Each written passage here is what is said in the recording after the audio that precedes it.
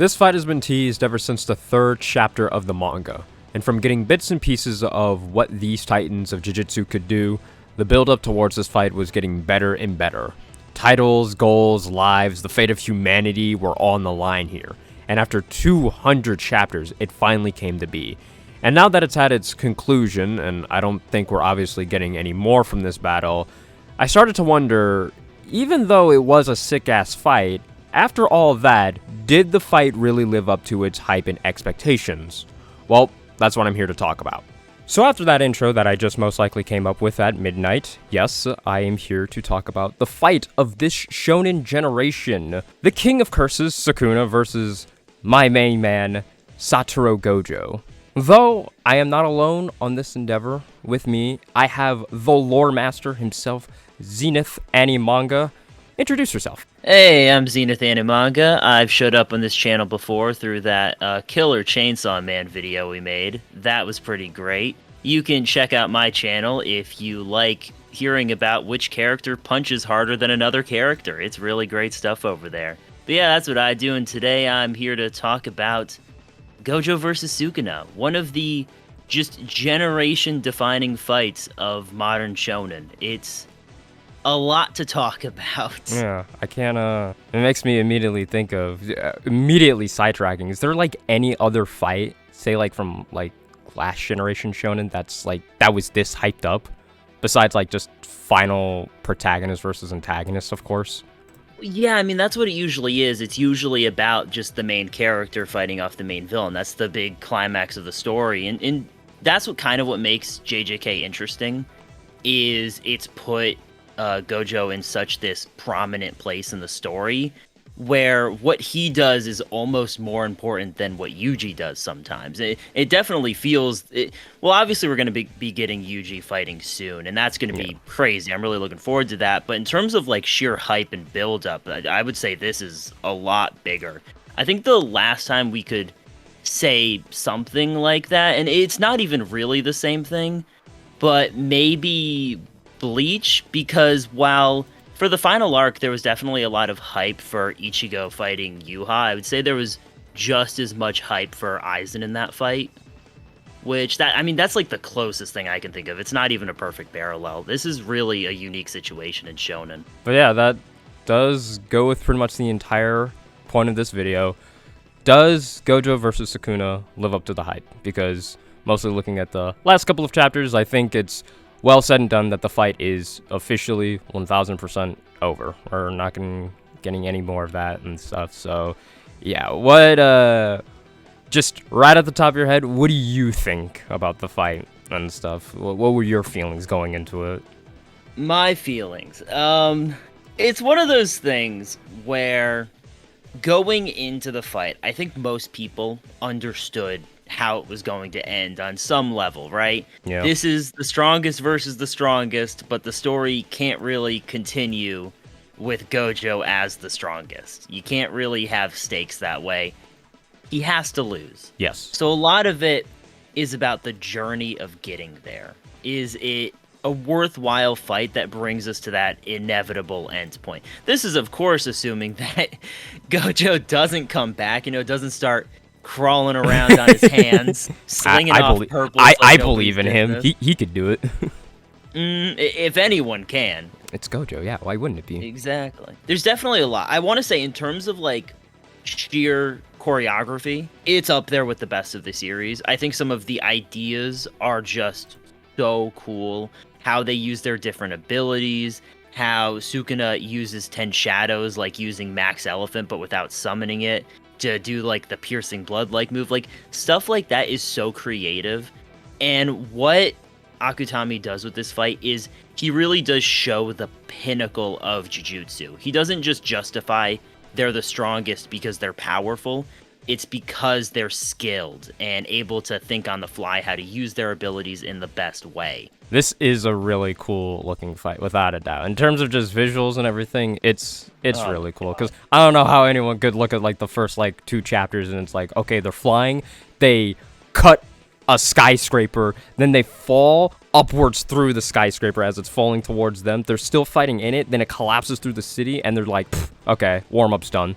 It's like, oh, okay, then this is pretty good. Though I can understand that as a man who's made an entire nearly 20-minute video on good old Gojo and everything, I'm not going to say that I'm coping or anything. I'm very much aware that the moment this dude got out of that square Pokeball, he had to die.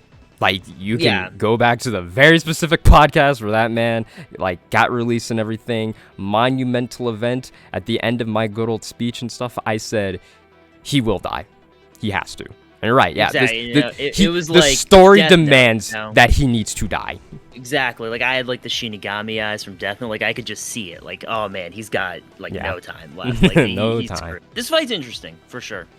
Like I said, it is all about the journey getting there.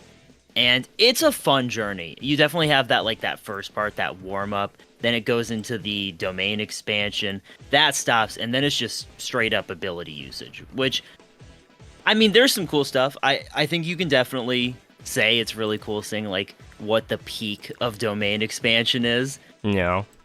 I would say it jumped the shark a little bit at the basketball one. Like, that's a little silly, but whatever. You know, there's a lot of cool stuff in there. I love seeing how Sukuna's domain, like having the open domain, kind of is the perfect counter for anyone else. Like, that's just a really cool idea. I love how that's implemented. I do like it, that's for sure, because it is interesting. Though I guess that can go into one of our points, because definitely my friend Taco probably influences my mind, where officially, and their mind for Gojo and Sukuna, even the story itself, it's like, well, round 1 was just the domain expansion stuff, and it's like, okay, yeah. Why wouldn't you want to just, like, you know, use your ultimate ability to just one-shot your opponent and then just call it a day and then just leave and everything?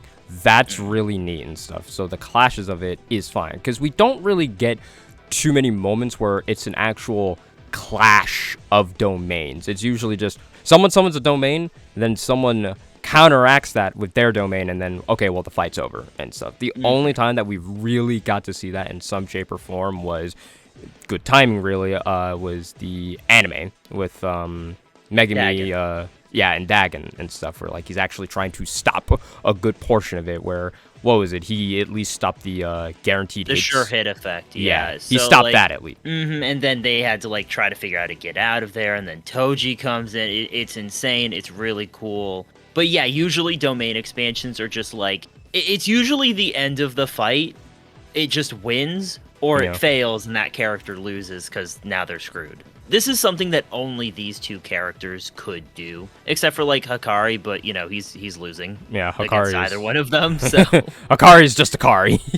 Yeah, Hikari's just doing Hikari things. Like, you know, he's not on that level, but he's doing weird shit. I do gotta say, I do think the domain expansion stuff does drag on a little bit. Like, I think it goes a little far. There's a bit too much exposition at certain parts of that. Yeah, I'm gonna be. I do think the weekly read kind of hurts it a little bit. That's what I was gonna bring up. Yeah, exactly. Because there are times when it kind of feels like you got the same cliffhanger that you did before, where it's like, all right, they're doing the domain expansion again. It definitely does help that there's cool moments in there. You know, like when Gojo's taking the full force of the domain of, you know, Malevolent Shrine. And he's like, I'm so glad. I'm just so much better than you. Man, my dick's still bigger. So, you know, there's really cool stuff. I just do think it's notable that the fight is instantly better the moment the domain expansions are done, because, oh my god, some of the stuff they do, like with Agito and Maharaga coming in, then he's, like, got to fight off 2 Shikigami plus Sukuna. Like, it's really cool. I love that stuff. The domains... it's cool, and it's like, oh, okay, yeah, let's see how these interact and everything, and oh boy, it's like, I get Tournament of Power type flashbacks when I read it, and I even, like, skimmed a bit of it last night just to get a bit of a refresher, and it's like, oh my god, chapter 225, it's just the whole peanut gallery just talking the entire time.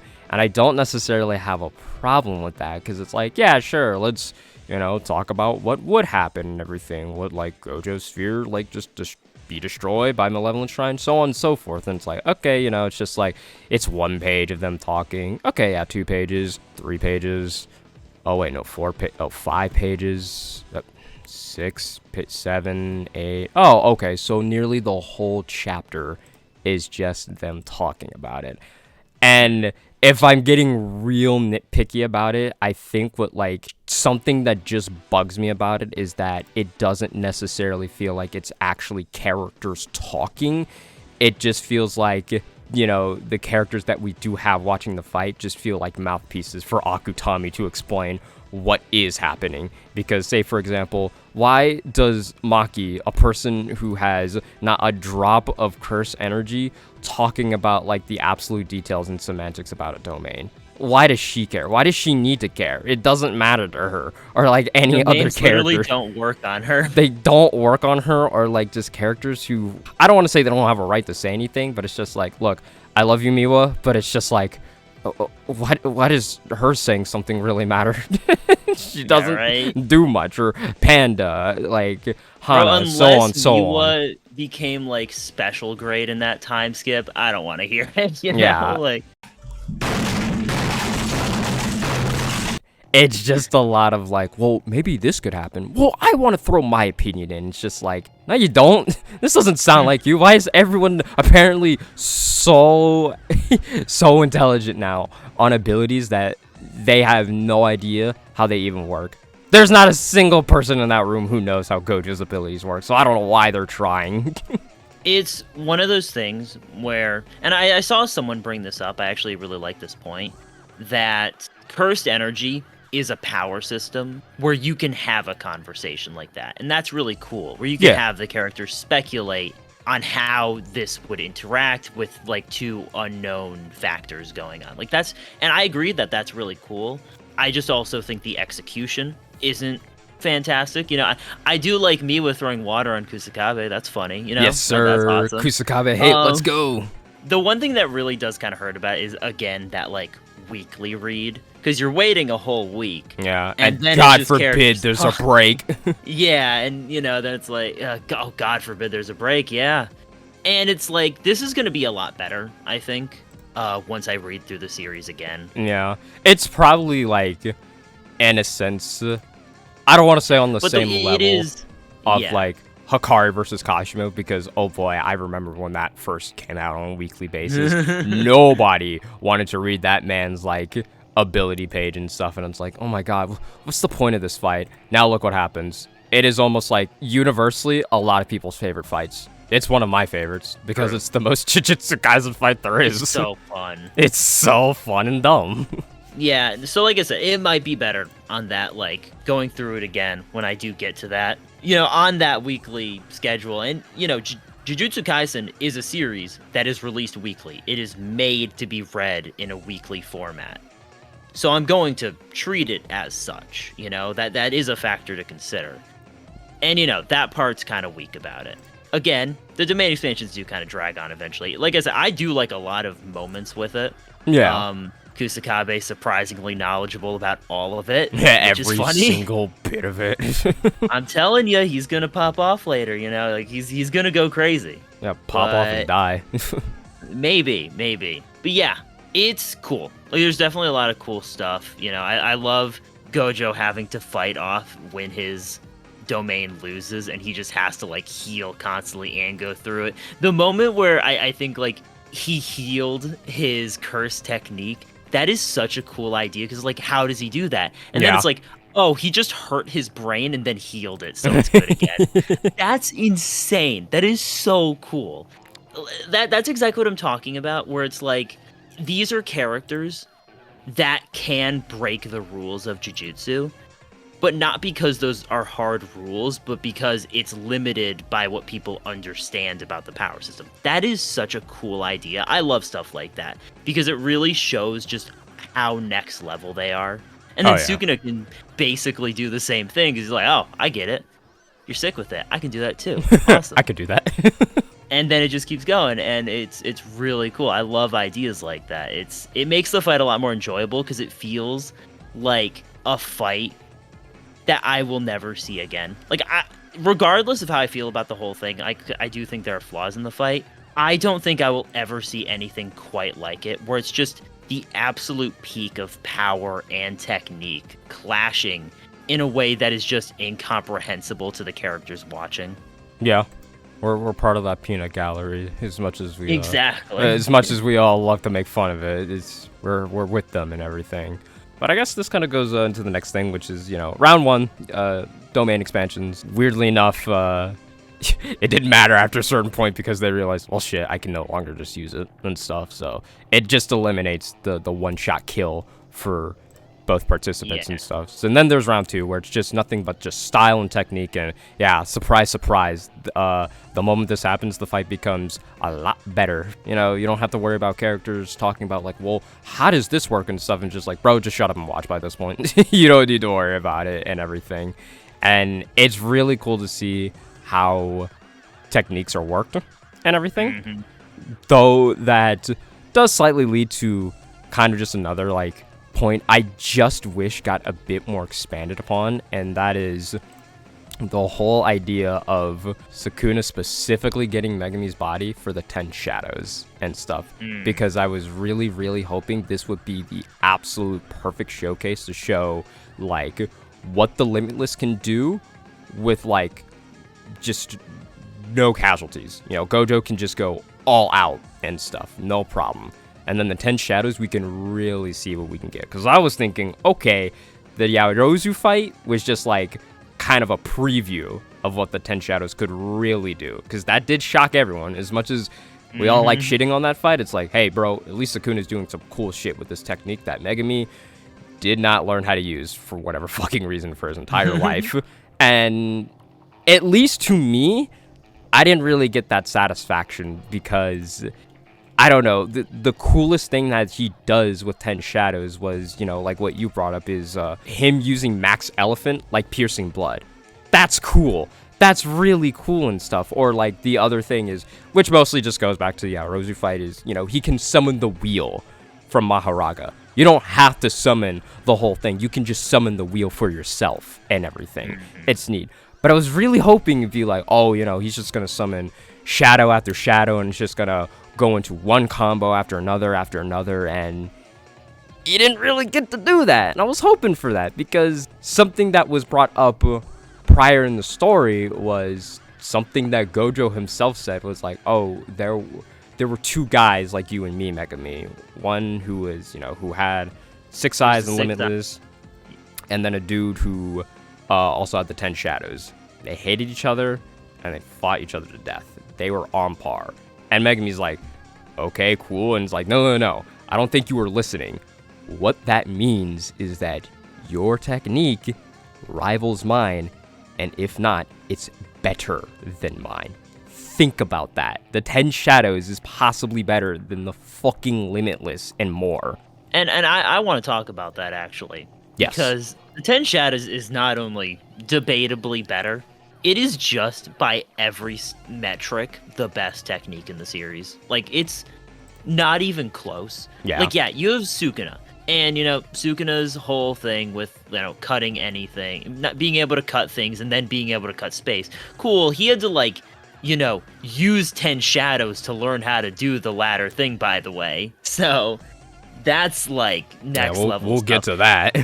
Stuff like what Sukuna can do is heavily backed up by his own sense of technique and the fact that he has a lot of curse energy. He's very powerful. At the end of the day, it's just a cutting technique. It's not the best technique or anything. Yeah. And the Limitless is powerful, but without the 6 eyes, it's not that great. If Gojo didn't have the 6 eyes, the most he probably would have ever accomplished is Infinity and Blue. Maybe a domain expansion. But because of how insanely difficult it is to control, you kind of need the 6 eyes to master it at its full potential. Meaning, Limitless is not the best curse technique. Yeah. If you need the other best thing to make it good, it's not the best. Because at the end of the day, if Gojo didn't have the 6 eyes, he's losing to anyone with a better domain expansion. There's that, as well as the fact that it's a thing that he always does. He never, ever uses Hollow Purple with the blindfold ult or anything. He needs the 6 eyes. He needs it. He needs it to use one of his strongest attacks. That's true. There's definitely, you can just say that he would have never had domain expansion if it wasn't for 6 eyes, because he does take it off every time. Yes. maybe he would have gotten good enough, but I doubt it personally. The 10 Shadows is just the best, because not only is its peak, right? We can talk about how good its peak is. The fact that Maharaga is the best Shikigami that can not only adapt to any phenomena and, like, you know, survive anything, adapt to it, be resistant to it later so it's not an issue later. Which, by the way, if you tame Maharaga, that means you could just, like, train it for phenomena, like hit it with different things in training so it's not an issue later. If you really think about it, that's kind of insane. Yeah. And not only that, it can just adapt other abilities mid-fight to survive. And on top of Maharaga, because yeah, the peak is great, but a curse technique isn't defined by how good its peak is. Otherwise, Limitless would be the best, but its peak is really hard to achieve. The great thing about 10 Shadows is that you have basically a step ladder to get there. You can unlock different aspects of your ability one by one by unlocking different Shikigami and making yourself more powerful. You can combine those Shikigami to make an even more powerful Shikigami like he does with Agito. And yeah, obviously Agito isn't on the same level as like Maharaga, but it doesn't need to be, especially since Agito wasn't using all of the Shikigami. It only used like 3 or 4 of them at most. It might have been a bit more, but I forget the exact number. But it wasn't all of them. There was still like the rabbit, and he wasn't using Max Elevate because he wanted to use that for his like piercing blood like attack. Mm-hmm. And even if right, you have this like insane Shikigami where you just combine all of them except for Maharaga, and you can't beat Maharaga. Cool, because what you can do is you can drag someone else into the summoning ritual to help you, and they have no choice or else they're gonna die. Yeah. Which is so good old Megumi's quote-unquote technique, his strategy that he always had, which is very questionable, but hey, it works. Yeah. And, like, so, you know, just to reiterate, not only does it have one of the strongest peaks in the series, arguably unbeatable by everything except for the combination of the 6 Eyes and Limitless, which isn't a single curse technique, by the way. That is 2 of the most powerful things in the series combined. And you have a perfect step ladder to get to that level, which is something that other curse techniques just don't have. The closest thing is like the user manuals that the big 3 families have to like help them learn their technique, but he can just get to Maharaga eventually and drag people into summoning rituals to make it easier to tame. And this brings me to my biggest point, is that Megumi is a bum. Yeah. How does he suck so much? It's so unfortunate, because if there's one thing that I will like give credit to Sukuna for, and you do like help me like realize this, Zenith, is Gojo's ability really cool. Limitless is very strong, and you know, we could easily just make the argument that even in this fight, Sukuna really wasn't using 10 Shadows to full absolute maximum potential or anything like that. He's still really fucking creative with it, because like going with like the Yarozu fight, what he already did with the dogs and stuff, it's like, oh man, I will not absolutely just like shit on Megumi immediately, because it's like, okay, fine, whatever. If you didn't have X, Y, and Z Shishigami of like the deer, the bull, so on and so forth, fine, whatever. But it's like, if you're not even a master with just the basic 2 dogs that you start off with, I don't know what your problem is then, kid. Like, he's had him since like he was a kid. Yeah, that's the problem. And, like, apparently that's something that he could theoretically do with all of his Shikigami, because, you know, what he was doing wasn't special for the dogs. He was just keeping them in a semi-shadowy state to give them a bit more fluidity. Like, that's something you should be able to do with any of the Shikigami. It's just that Megumi has no creativity, like, at all. And that has been, like, purposefully his weakness. Like, that is his flaw. But, man. Yeah, it just, it hurts so badly for his character, where it's like, dang, is his character just supposed to be, damn, I suck, time to die, and then that's about it? Because like, I mean, after what's happening now, who knows if he's coming back? Because I really don't know. Like, nobody knows. And if that's the end of it, oh man, that really fucking hurts. It hurts It's so like, bad. if this was any other shonen, I'd be like, yeah, he's gonna come back. Like, that's the whole emotional stake of this arc. He hasn't reached his potential, he hasn't really succeeded in his goals. He has to come back for a satisfying conclusion. Yeah. But also, this is Jujutsu Kaisen, and he just kind of kills people. Yep. If there's one thing I can say is, at least Gojo is really cool with it. It's the funniest thing ever. The moment the domain clash ends, and then Kusakabe's just like, oh man, like, I don't know what Gojo's gonna do. He might be cornered. What's the next page that immediately happens? He's dragging Sukuna through buildings like nobody else's business and stuff. Sukuna cannot physically fight him in terms of like just an actual hand-to-hand combat fight, because Gojo is just better no matter what with the 6 eyes. And yeah, in terms of techniques, at least so far, he is doing really great. He sends a red all the way around like the entire like building circle and stuff. Then it explodes. Then immediately follows it up with a black flash. This dude is in the zone, the auto zone, and it knocks out Sukuna.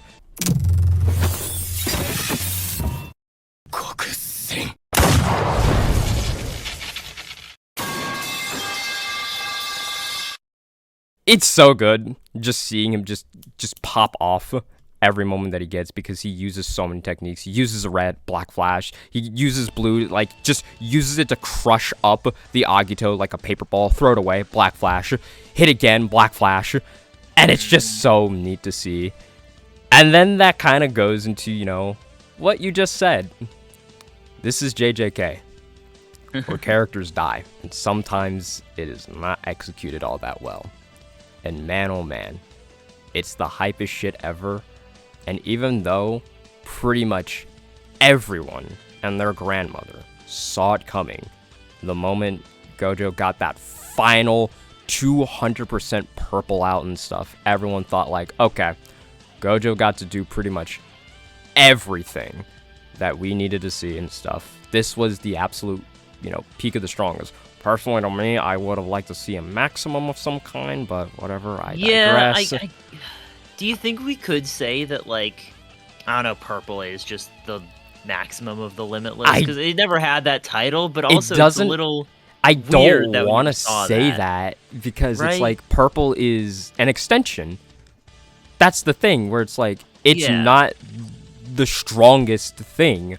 Like, it's just really, really powerful, but the fact that he does start off and pretty much end the fight with Purple really ramped up and not say like a maximum or anything, because I don't know, at least to my knowledge, I don't know if maximum say like absolutely bajillion% depletes like your cursed energy, where it's like, well, now you can't use anything anymore. At least not to my knowledge. I haven't heard anything like that, because we've only seen it like 2-3 times, and then 2 of those characters died immediately afterwards, so it's like whatever. And then Uzumaki's a little bit weird, because it kind of does just kind of restart you from zero and stuff. But yeah, whatever. Would have liked to see that, and I personally don't think Purple is the maximum, but yeah, it's unless weird. There's like, someone wants to comment like, oh, it actually says in this volume extra, it is the maximum. I'm like, all right, fair enough. I didn't read all the volume extras. Spend a moment. I mean, I tried to, but it's like, right, okay. yeah. But, I agree though, because it's like, this is a fight where we are never going to see something like this again. Nope. Least of all in JJK. So I mean, there are moments where it's like, I really wanted to see the absolute pinnacle of what these characters could do, and they kind of didn't. Like, we didn't see all of the 10 shadows, used by Sukuna. One of the shadows for Agito was technically new. We're not going to see that ever. Oh yeah, we're just never going to see. We're never going to see Tiger Funeral. Right, and it's like, all right. I mean, unless Megami comes in and is like, I have it now. It's like, okay. Which, like, what is that going to do? It's one of those things where, and we're never going to see, whatever the Limitless's maximum is, unless it is Purple, which, again, I agree. I don't think it is. No. And, yeah, I mean, it's just a shame. I love a lot of the stuff we did get in this fight, but there is more we could have seen, and we just didn't. Like, at the end of the day, that is how it is, and it's unfortunate. We're never going to see a character like Gojo again that has both the Six Eyes, the Limitless, and decades of experience, like, to use it. It's unfortunate. I am happy with a lot of what we got, though, so I don't want to sound ungrateful or anything, Yeah, There's it's just a lot like, of cool oh man, stuff. we got cool shit. I was hoping for even cooler shit, basically. It's like, I'm satisfied with it, but it's just like, dang, I really wanted that cherry on top, I really wanted that. But then, unfortunately, all good things must come to an end, and as such, the fight ends, which, again, we all saw coming. And again, I'm not going to say, like, I'm coping or anything. I knew this was going to happen, but damn, oh man, dude. I don't know how to feel about it, because man, oh man, does Gojo's death have some problems to it. I don't love it. Yeah, that's the first thing I could say is I do not immediately love it, and I think that there are some problems with it. First things first, it does not help that it's off screen. It's, to me, I think that's just its absolute biggest major problem that just should have been fixed in some shape or form. It's the fact that it's off screen. And supposedly by an attack, not just by a attack, the strongest attack. And it also doesn't help that it's immediately followed up by the last page of the chapter prior of the final 2 words saying Gojo won. And then the pages within it is Sukuna all bloodied, beaten, and could probably even barely use reverse curse technique to heal himself. Dude is missing a hand and arm by this point. I'm pretty sure even like a foot. And Gojo's like, yeah, that kind of hurt, but yeah, I could walk it off. Unlike you. And then, nope, dead. I was just joking the entire time because, what the story also likes to tell me is that, like, yeah, Sukuna probably would have won. I think he was still holding back, and it's like, oh, you're right. I'm pretty sure that it was all part of his plan to get hit with Infinite Void, have his brain melt for a solid second, get hit with multiple black flashes, get knocked out standing up, have his eyes bleed, panic, and then specifically use techniques and a strategy that was only used for this one guy, and he was basically banking on it the entire time. It's one of those things where, yeah, I mean, just like Heian era, like Sukuna, probably could have done it because it's like he was just more powerful in that, like, that his I can incarnated believe. form. Yeah, like that would have won because he would have won the domain clash. He was just more powerful, and he wins. But it's just like, it's just not very satisfying. Like, that answer, I find, just isn't satisfying to me, because Hashimo got him to incarnate? Really? Yeah. Kashimo? Alright, man. And then what did Kashimo do? Died. Oh, yeah, that's right. Yeah, that was the only thing on his agenda. And it's like, I think if we compare how Gojo potentially won, like, Gojo won, like, how that went, and how Sukuna won, one is just a lot more satisfying than the other, because we have Gojo, like, pushed to the edge, We don't know what he's going to do. We just know purple's going to happen again, right? But we don't know how he's going to pull it off with, being back to a corner and everything. And then he does it. He does the single greatest finesse in the entire series. He has blue up there still going on. He shoots the red up there. Sukuna realizes what's going to happen. He sends Maharaga, but Maharaga already, adapted to blue, so he can't get to it faster. And then Sukuna tries to stop the red, but then he just empowers the blue to suck up the attack. And then purple goes off and messes them up. It is just one of the coolest fight sequences in the whole story. Oh, yeah. And it is so satisfying to see Gojo win through not only his power, but his sheer finesse and understanding of his abilities in a way that Sukuna just couldn't counter. And, True.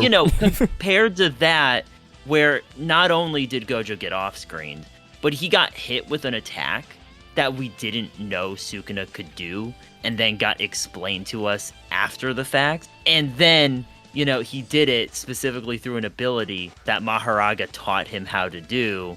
And like all right. The funniest part about that is that panel where Maharaga cuts off Gojo's arm with like the spatial attack. That was the same attack. If he just angled that a little differently, Maharaga would have won. Like, he would have just killed him in that moment. Just slightly off, buddy. And like, I don't know, that's just... I get why a lot of people like this death and like the conclusion to this fight, because it's not one of those things, like, I'm not coping about Gojo. I don't think he's coming back, and I always knew he was going to die. I just don't think this is satisfying. It's not satisfying because it's weird, because it's something that Sailor does say as well, where it's like the story weirdly just wants to favor and slightly hype up Sukuna now after the fight, especially from the fact that he won fucking off-screened and everything, and it's like, well, that doesn't... Like, no matter what, that's not satisfying for either party. Like, it's just not. Like, as a Gojo fan, it's like, dang, your favorite character just got, like, cut in half, and that's it. And then as the Sukuna fans, like, well, he only won when we didn't get to see it. Like, how does that work? How is that in any shape or form satisfying? That literally be like, I don't know, like, weird comparison. A Zoro fan being like, yeah, Zoro's final fight against Mihawk, yeah, he won off screen.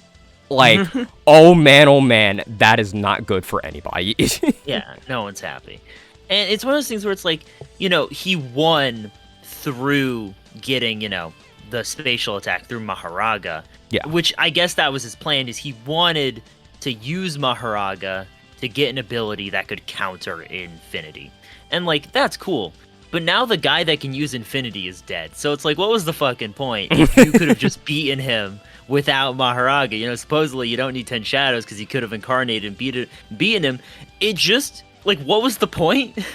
No. Obviously it does make for a better fight in the end, because, like, if he just incarnated and won, that would have sucked, and we wouldn't have gotten a lot of the cool moments. But it just feels so weird for Sukuna to do that, where it's like, he goes out of his way to get this ability to counter an ability that he could have already beaten just by powering up, and then uses it to kill the one guy that has that ability. So now it's a pointless ability. It's pointless, and it just makes you think, if he's going to ever use it again, what the fuck is anyone going to do? Yeah, what can anyone do? The dude is literally cutting space. What do you do against that? And it's like, it's not like his attacks weren't already just killing people. Yeah. Like, Yuji didn't tank the attack. He tanked 10% of the attack because Megumi was holding him back in their, like, last encounter. So, like, Yuji should have died there if it wasn't for Megumi. Basically, And I just, like, it's weird because I can't, like, visualize anyone, like, fully tanking his normal cuts anyway, much less his domain expansion.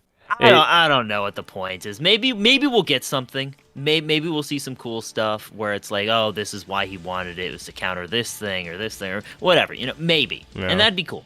I would be a bit more forgiving. It just also doesn't help where it's like, oh yeah, Gojo of all people. This is probably one of just the worst lines I've just read in the whole series, where it's like, Gojo of all people says like, I don't think I could have beaten him with 10 Shadows. And it's like, that is literally just not true. Like, it's actually just not true by any shape or form imaginable, because, what happened, like, at the end of round 1? Oh yeah, that's right. Sukuna got one blink of the infinite void. That's it. Would have died.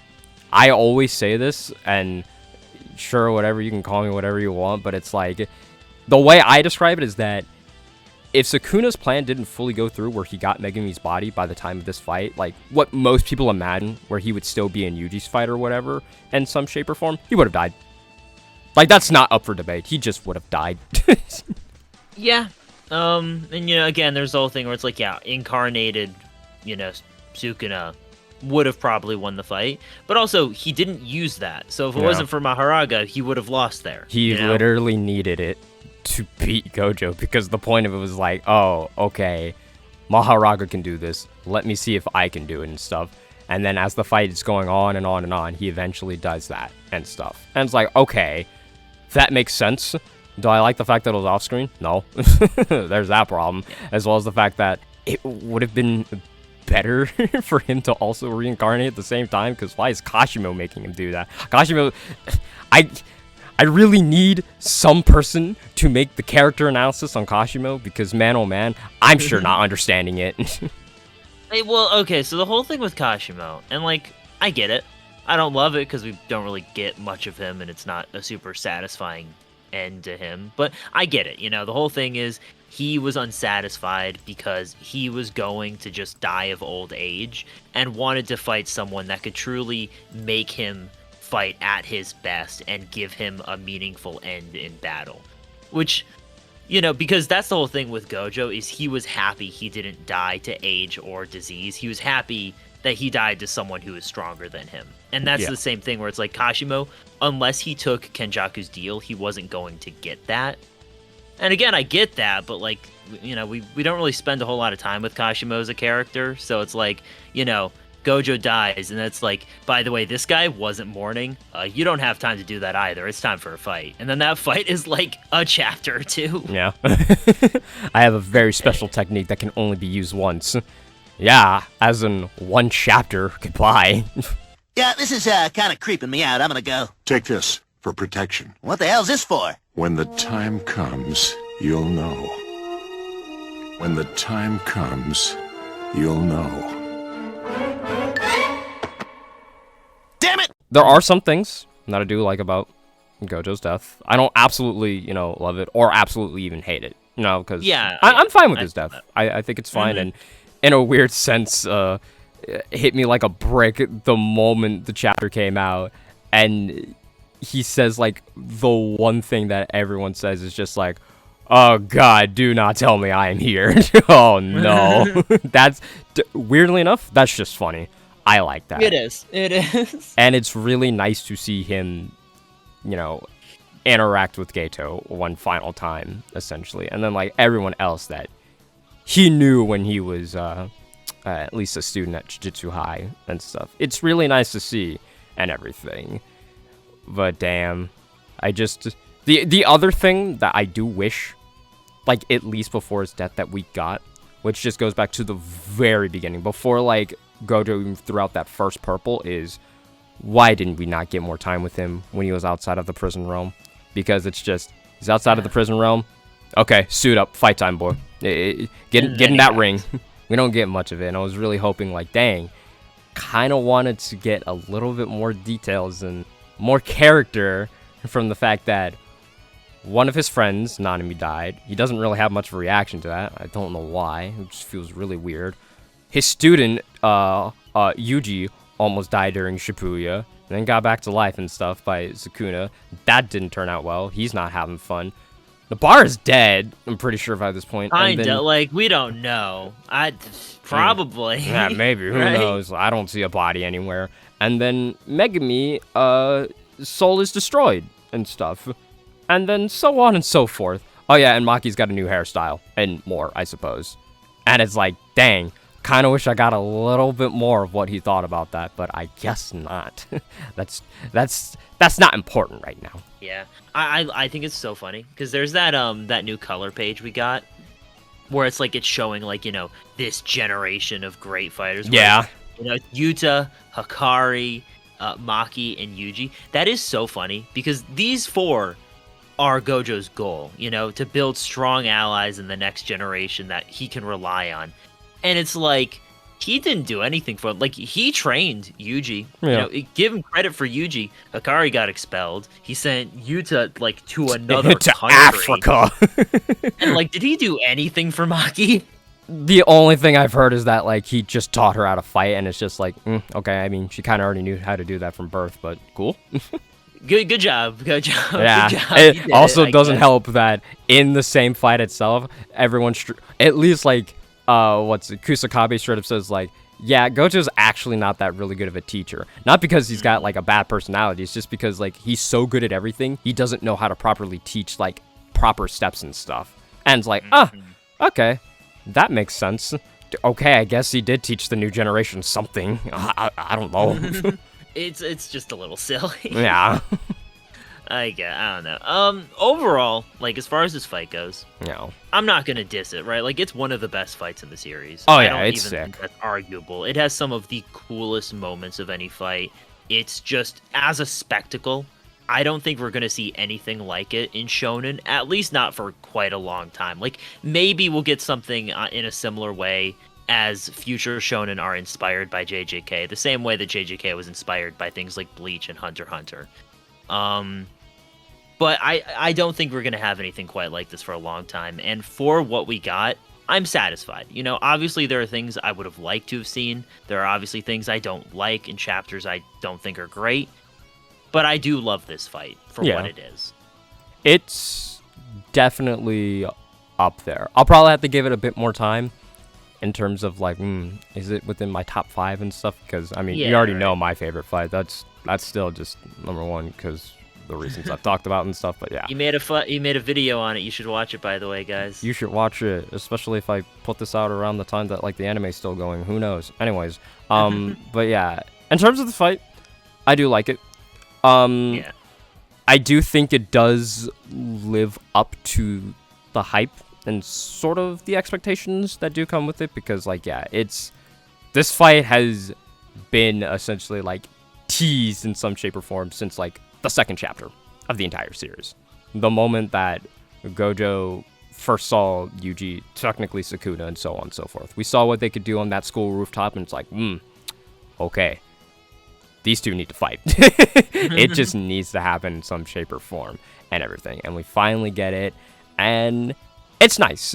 It has really cool powers shown off. I wish there was a bit more and stuff, say like with the 10 shadows and everything, but at least on the other end, like, Limitless is just really, really cool of, like, a power and stuff, so I can just be satisfied with that and everything.